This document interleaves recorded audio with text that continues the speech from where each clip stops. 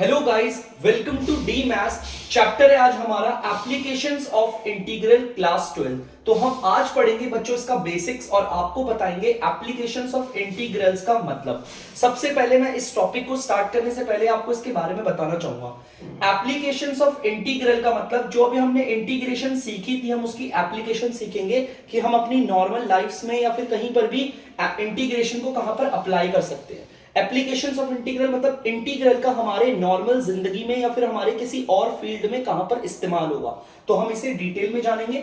सबसे पहले हम इसका बेसिक स्टार्ट करेंगे और बेसिक स्टार्ट करने के लिए मैं आपका स्टार्ट करता हूं। यहां पर आप देख सकते हो मैंने आपके सामने बना दिया बच्चों यहां पर कार्टेशियन प्लेन।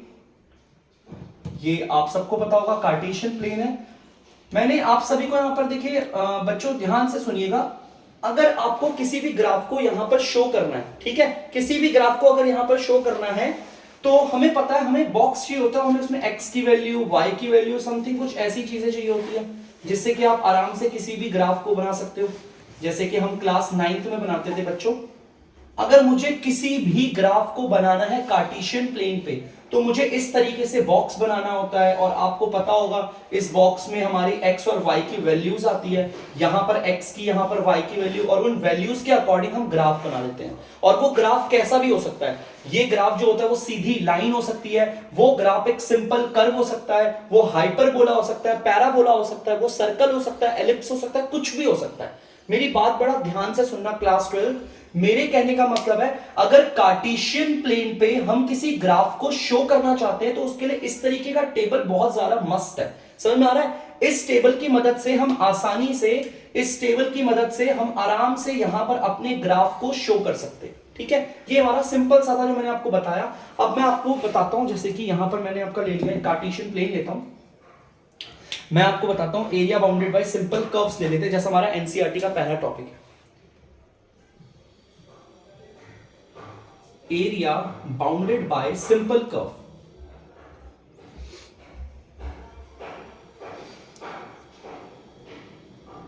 काफी आसान है area bounded by simple curve. सबसे पहले मैं इसके लिए आपके पास एक बनाता हूं कार्टेशियन प्लेन। आप देख सकते हो कार्टेशियन प्लेन है, ये हमारी x एक्सिस है और ये हमारी है y एक्सिस और ये है हमारा ओरिजिन। बच्चे इस कार्टेशियन प्लेन पे एक सिंपल कर्व लेना है। मैं आपको यहां पर क्या टॉपिक पढ़ा रहा हूं जो हमारा एनसीईआरटी किताब का है, area bounded by simple curve. Simple curve के द्वारा जो एरिया बाउंड होता है उसे किस तरीके से निकालेंगे। ठीक है, तो ध्यान से देखना, यहां पर मैं आपका सिंपल कर्व बना रहा हूं। यहां पर ये एक सिंपल कर्व मैंने जैसे ये बना दिया, सिंपल सा कर्व है आपके सामने, आपको दिख रहा होगा पहले क्वाड्रेंट में मैंने एक सिंपल सा कर्व बनाया है। ठीक है, मुझे ये चेक करना है इस कर्व का एरिया कैसे निकलेगा। तो ध्यान से सुनना, सबसे पहले हमें इस पूरे कर्व पे दो पर्टिकुलर पॉइंट ले लिया मैंने, एक पॉइंट ले लिया ये और एक पॉइंट ले लिया मैंने ये, दिख रहा होगा। ठीक है, तो यहां पर अगर हम देखेंगे तो यहां पर अगर हम देखें, डॉट डॉट लाइन ले आना, यहां पर अगर हम देखेंगे तो x की वैल्यू आप कुछ भी ले सकते हो, कुछ भी ले लो। यहां पर लेट सपोज मैंने x की वैल्यू को ले लिया a और यहां से एक लाइन खींचेंगे और इस पर्टिकुलर पॉइंट पे x की वैल्यू ले ली मैंने b। ध्यान से सुनना, हमने अगर एक सिंपल कर्व है, देखो बच्चों हमारा एक सिंपल सा कर्व है, हमें जानना है कि इसके द्वारा कितना एरिया कवर किया जा रहा है। तो सिंपल कर्व में हमने एक पॉइंट ये ले लिया, एक पॉइंट ये ले लिया, इन दोनों पॉइंट के बीच का एरिया देखना है। तो इस पॉइंट से सीधी लाइन खींची x एक्सिस पे और इस पॉइंट से भी सीधी लाइन खींची, यहां पर x a और यहां पर x b है और हम इसका एरिया निकालना चाहते हैं। आपके लिए बता दूं इसका एरिया, ये एरिया। तो ये एरिया हमारा कैसे निकलेगा, ध्यान से सुनना, ये एरिया हमारा निकलेगा कैसे। निकलने से पहले मैं आपको बताऊंगा ये एरिया किस चीज के बीच में बाउंडेड है। बड़ी ध्यान से सुनना बच्चों, ये जो एरिया है वो किसके बीच में बाउंडेड है। ध्यान से देखो, ये हमारा कर्व है, क्लियर है, ये हमारा क्या है, ये हमारा x is equal to b है, ये हमारा क्या है x is equal to a है और ये हमारा x एक्सिस है। चार चीजों के अंदर बंद है ये हरे रंग का एरिया जिसे मैं आपको निकालना सिखाऊंगा। पहले आपको पता होना चाहिए जिसका एरिया हम निकालने वाले हैं वो किसके द्वारा इनक्लोज्ड है, माने किसके द्वारा बंद है। ये हमारा, ध्यान से सुनना, ये हमारा कर्व है, ये जो लाइन जा रही है वो क्या है, x is equal to b है, ये जो लाइन जा रही है वो क्या है, x is equal to a, और ये जो लाइन जा रही है वो क्या है, वो x एक्सिस है। इन चारों के द्वारा जो एरिया बाउंड हुआ है इसको निकालने का फॉर्मूला ध्यान से सुनना, काफी आसान है। देखो ध्यान से, इंटीग्रेशन, यहां पर लिमिट क्या है, ए से बी तक के बीच का एरिया निकाल रहे हैं, तो लोअर लिमिट हमारी ए है और अपर लिमिट हमारी बी है। क्लियर है? अब यहां पर बताओ हमारी लिमिट कहां से आई है, हमारी एक्स एक्सिस से आ रही है लिमिट या वाई एक्सिस से आ रही है, हमारे एक्स एक्सिस से आ रही है लिमिट, तो हमारा ये फंक्शन ऑफ एक्स होगा, ये हमारा x का फंक्शन होगा। क्लियर है? ध्यान से सुनना, मेरे को कैसे पता चला यहां पर x का फंक्शन होगा, क्योंकि ये जो मैंने लिमिट ली है वो कहां से लिया, a टू b, ये a टू b मैंने लिमिट कहां से ली है, x एक्सिस से ली है, x एक्सिस से। ठीक है, अगर हमने y एक्सिस से ले रखी होती तो अलग होता, वो वाला भी केस मैं आपको भी बता दूंगा। ठीक है, और यहां पर आ जाएगा dx, वेरिएबल हमारा dx होगा। इस तरीके से आप ये एरिया निकाल सकते हो जो हमारा बाउंडेड हुआ है चार चीजों के बीच में। ये हमारा कर्व है, ये हमारा x is equal to b, ये हमारा x is equal to a, और ये इतना सा पार्ट है हमारा x एक्सिस। इन चारों के बीच में जो हमारा एरिया बाउंड हुआ है उसका एरिया निकालने का फॉर्मूला ये रहा। मैं आपको एक और छोटा सा सिंपल कर्व बताता हूं, आप लोग इसे उतार लीजिए। तो बच्चों ध्यान से देखना, मैंने यहां पर दोबारा से कर्व बना दिया आपके, ये सॉरी मैंने आपके पास सामने बनाया कार्टेशियन प्लेन। ये हमारी बच्चों x एक्सिस है, ये हमारी y एक्सिस है, और ये जहां पर ये दोनों एक्सिस मिलती है इसे बोलते हैं ओरिजिन। बच्चे सिंपल सा कर्व बनाऊंगा, सिंपल सा, ये देखो यहां पर मैंने आपके सामने सिंपल सा कर्व बना दिया। ठीक है, ये मैंने सिंपल सा कर्व बना दिया। अब ध्यान से सुनो, अगर मुझे सिंपल कर्व का एरिया निकालना है तो मैं यहां से लाइन खींचूं अगर x के लिए तो भी निकाल सकता हूं। ध्यान से सुनना, अगर मुझे सिंपल कर्व का एरिया निकालना है मेरे पास इसके दो तरीके हैं। पहला वाला तरीका क्या है, यहां से एक सीधी लाइन खींचूंगा x के लिए, x एक्सिस पे, यहां से भी सीधी लाइन खींचूंगा और निकाल लूंगा एरिया, जिसका एग्जांपल जस्ट मैंने इससे पहले बताया। अब मैं आपको बताता हूं, आप एक और चीज कर सकते हो, आप यहां से लाइन सीधी ले जा सकते हो ऐसे y पे। किस पे ले जा रहा हूं, y पे। यहां से भी देखो सीधी लाइन ले जा रहा हूं, किस पे, हम y पे ले आ रहे हैं। देखो ध्यान से, y पे ले आ रहे हैं। मान लेते हैं यहां पर y आ रहा होगा a और यहां पर y आ रहा होगा b। ध्यान से सुनना, और हम एरिया किसका निकालेंगे, हम एरिया निकालने वाले इस पार्ट का, इस पार्ट का एरिया निकालना चाहते हैं। किसका, इस ग्रीन वाले पार्ट का। तो बच्चे ध्यान से सुनो, सबसे पहले इस ग्रीन वाले पार्ट का मैं एरिया निकालूं, पहले हमें पता तो हो ये ग्रीन वाले पार्ट का एरिया किसके बीच में बाउंडेड है। तो भाई ध्यान से सुनो, ये है हमारा कर्व, सिंपल कर्व है हमारा, ये this is our simple curve.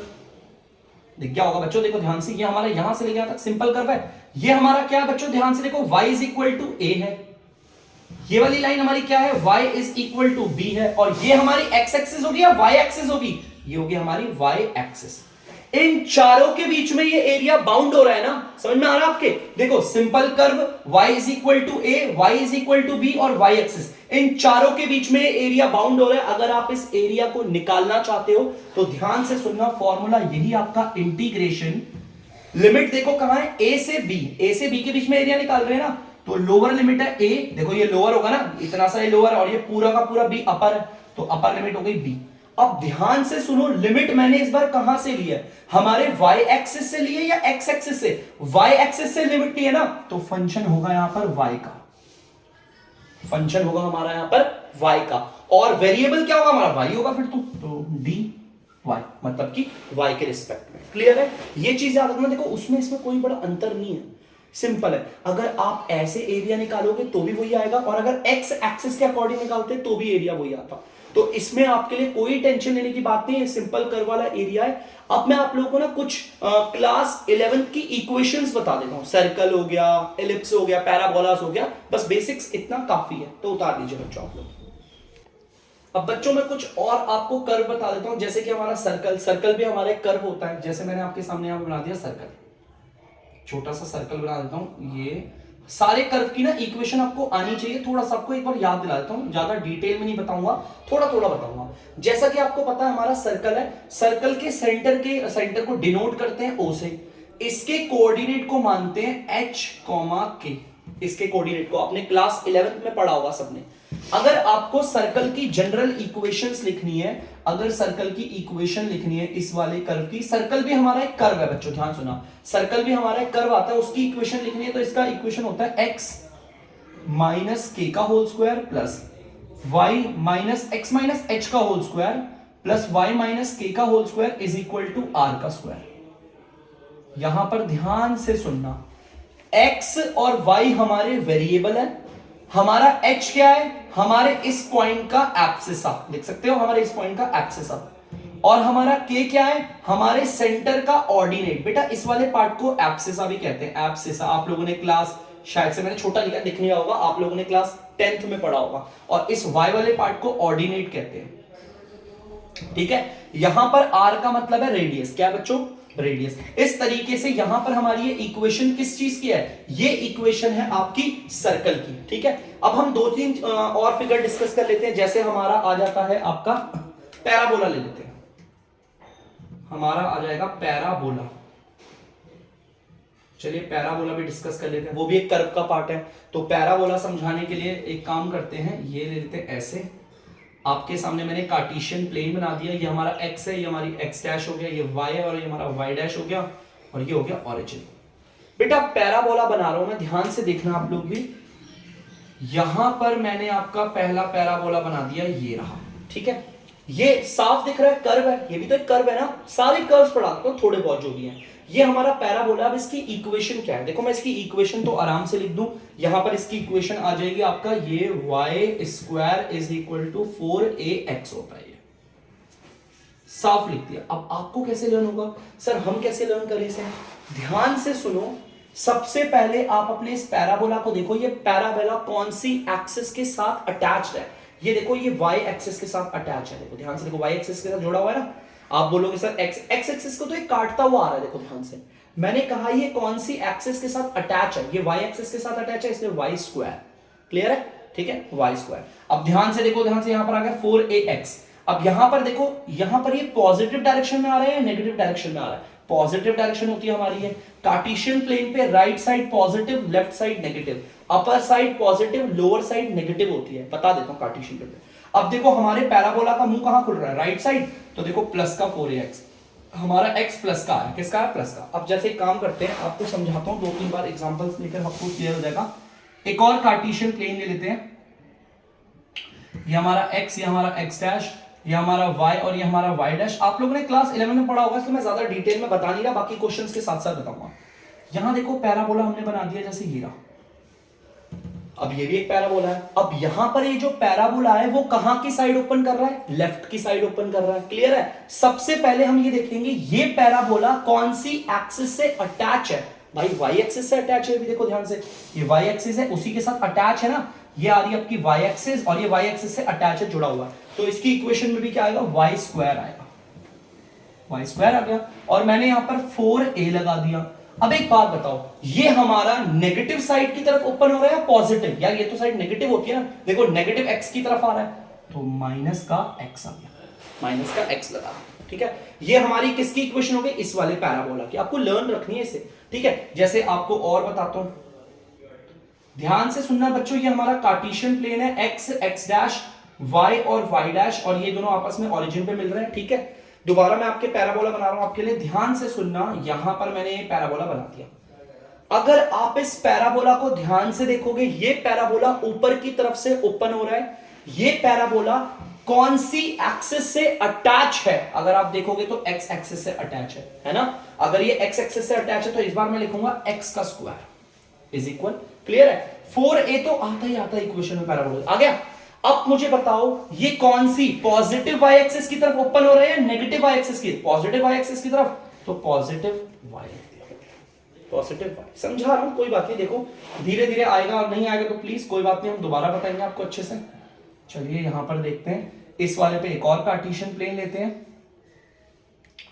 देख सकते हो यहां पर एक और कार्टेशियन प्लेन ले लिया। ये हमारा x हो गया, ये हमारा x डैश हो गया, ये हमारा y हो गया, ये हमारा y डैश हो गया, और ये हमारा हो गया ओरिजिन। ठीक है, अब यहां पर मैं ध्यान से आपको बता रहा हूं, यहां पर ये जो पैराबोला है वो हमारा नीचे की तरफ ओपन हो रहा है, देखो ध्यान से, ये रहा पैराबोला।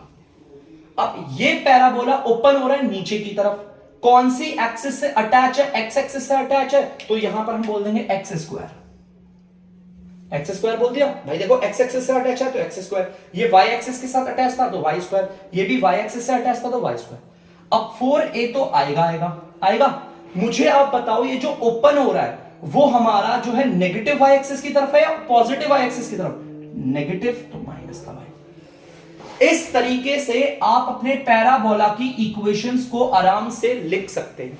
यहां पर मैंने आपको चारों जनरल पैराबोलास बता दिए। ये सिर्फ इतने पैराबोलास नहीं होते, और भी होते हैं पैराबोला, लेकिन मैंने आपको सिर्फ जनरल पैराबोलास बता दिया, उनकी इक्वेशन बता दिया। पैराबोला क्यों बताइए? क्योंकि बच्चों ये कर्व में आता है, हमारा सर्कल भी कर्व का एक पार्ट है, पैराबोला भी एक कर्व का पार्ट है। अब मैं आपको बताऊंगा थोड़ा सा एलिप्स, तो जल्दी से इसे उतार लीजिए बच्चों। तो बच्चों ध्यान से देखिएगा, अब हमारे पास यहां पर हम आपको बताएंगे एलिप्स।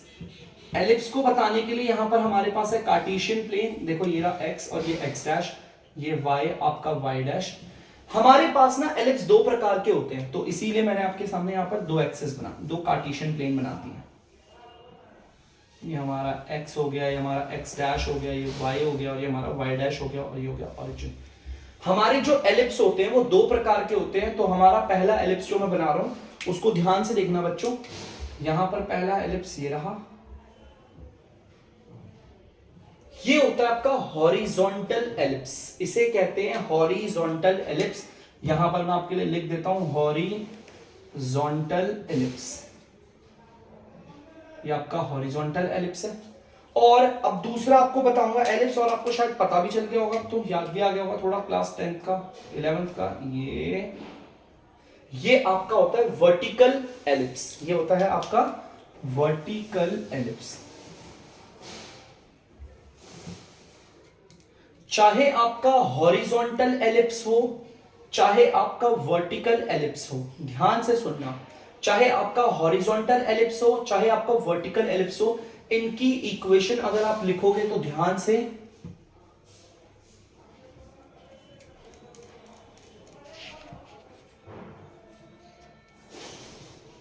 ये होती है आपकी बच्चों इनकी इक्वेशन, एक्स स्क्वायर अपॉन में ए का square plus y square upon में बी का स्क्वायर इज इक्वल टू 1।